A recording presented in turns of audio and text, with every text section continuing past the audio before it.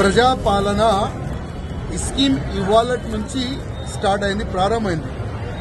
దాదాపు గోషామెల్ నియోజకవర్గంలో 24 లొకేషన్లు ప్లాన్ చేసినారు. ఆ 24 లొకేషన్లో ఈ ఫామ్లు అక్కడ పెడుతున్నారు. దురదృష్టం ఏంటంటే ఒక్కొక్క లొకేషన్లో 100 ఫామ్లు 200 ఫామ్లు పెడుతున్నారు.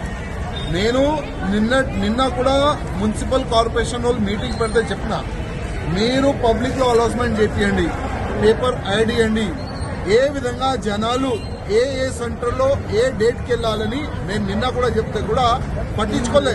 ఇవాళ ప్రతి ఒక్క సెంటర్లో వేల మంది జమ అవుతున్నారు, చాలా ఇబ్బందిలో పడుతున్నారు. ఒక్కొక్క సెంటర్లో 100-200 ఫామ్లు ఉంటే వేల మంది జమ అయితే మళ్ళా వాళ్ళకి ఏ విధంగా ఫామ్లు డిస్ట్రిబ్యూట్ చేస్తారు? అదేవిధంగా దీంట్లో కొత్త పింఛన్ గురించి కానీ రేషన్ కార్డుల గురించి కానీ వివరణ అడిగితే వైట్ పేపర్లో రాసియాలని అంటున్నారు. అంటే ఈ కొత్త గవర్నమెంట్, కాంగ్రెస్ గవర్నమెంట్ మళ్ళొక్కసారి ప్రజలకి మోసం చేస్తున్నారు. దీనికి ఇదే అర్థం. నేను ముఖ్యమంత్రి గారికి మరీ రిక్వెస్ట్ చేస్తున్నా, 8 days లో ఈ పని అయ్యేది లేదు. కనీసం ఒక్క నెల ఈ కార్యక్రమం పెట్టాలి. అదేవిధంగా ప్రతి ఒక్క సెంటర్లో 2 నుంచి 3 వేల ఫామ్లు పెట్టాలి. ఎవరైనా వస్తే వాళ్ళకి ఎక్స్ప్లెయిన్ చేసే ఒక 10 మంది ఆఫీసర్లు ఉండాలి. ఏ సెంటర్లో ఎవరు కూడా లేరు. ఆల్రెడీ చాలా ఇబ్బందులు పడుతున్నారు జనాలు. కొద్దిగా దీనిపైన దృష్టి పెట్టాలి.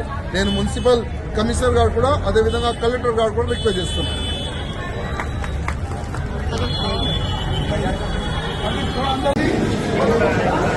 क्या होना बोल के भरे आप?